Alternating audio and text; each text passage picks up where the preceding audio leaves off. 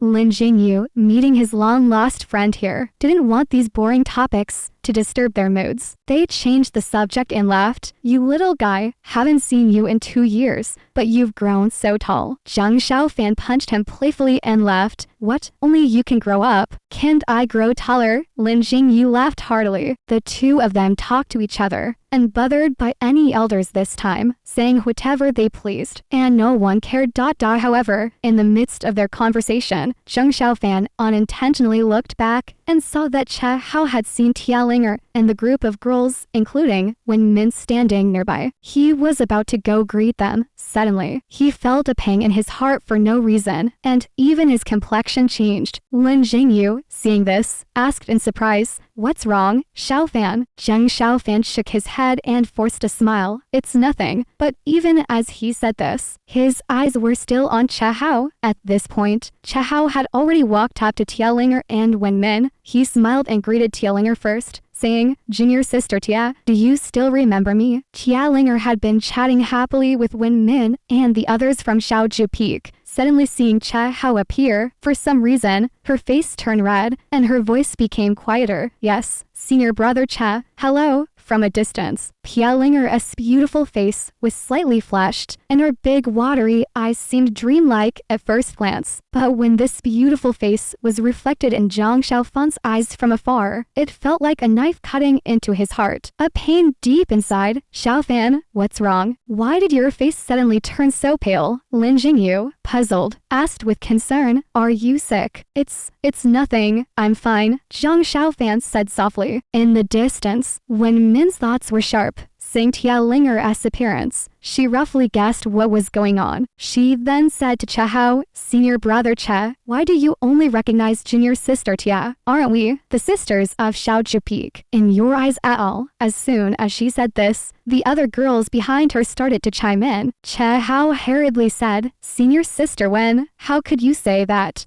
How could I dare to neglect the sisters of Shaoju Peak?" Wen Min chuckled lightly and said, "Senior brother Che, participating in the 7th sex martial arts competition again. I presume you're aiming for victory this time." Che Hao's eyes gleamed, saying, "Senior sister Wen, in the previous grand trial, you passed 3 rounds in a row, but unfortunately lost to Ziyu Kao, senior brother Z from Changmen. It's regrettable. I presume after a century of cultivation, coupled with the meticulous guidance of Master Shu Yu, you, as the top expert of Shaoju Peak, must be aiming for the championship in this grand trial." Wen Min smiled and said, "Oh, I dare not. How could I compete with senior brother Che? Moreover, the title of the top expert of Shaoju Peak is too heavy for me to bear." Che Hao frowned and said, "Senior sister Wen, you're being too modest. Double quotes." Wen Min smiled and said, "No, Master Shu Yu is a scholar of the highest order. My aptitude is dull, and I cannot receive her true teachings. Our sect also has talented sisters other than me, so senior brother Che, you should be careful." Che Hao's eyes brightened even more, but he smiled and said, "Even better. I believe there must be extraordinary talents who can surpass senior sister Wen. I really look forward to seeing them soon." With a slight smile and a nod, Wen Min signaled to Tianlinger, who was still a bit reluctant, and they walked away together. Just then, a sharp whistle suddenly pierced through the air above the square, sounding like thunder, shaking the entire area. Hundreds of Qingyun disciples on the square looked up, seeing a red light shooting down from above. In a moment, it stopped above the square, a red fairy sword emitting strands of immortal energy, hovering in midair. Standing on it was a Taoist from Tongshan Peak, loudly addressing the disciples on the square. "Brothers and sisters, the sect master and the heads of each peak have a message. Please come to the Jade clear hole on the summit to hear it." The mountain wind blew, and white clouds drifted. The Qingyun disciples on the square stirred, gradually walking towards the front of the square. Zhang Xiaofan thought those high-level cultivators would directly use their magical treasures to fly, but to his surprise, they seemed to have no such intention, walking steadily instead. Walking with Lin Jingyu, Zhang Xiaofan looked around and saw Tianlinger and the girls from Shaoju Peak walking together, with smiles on their faces, seemingly in good spirits. Song Darren and other disciples from Dezhou Peak followed behind them. As for the Longshu Peak disciples,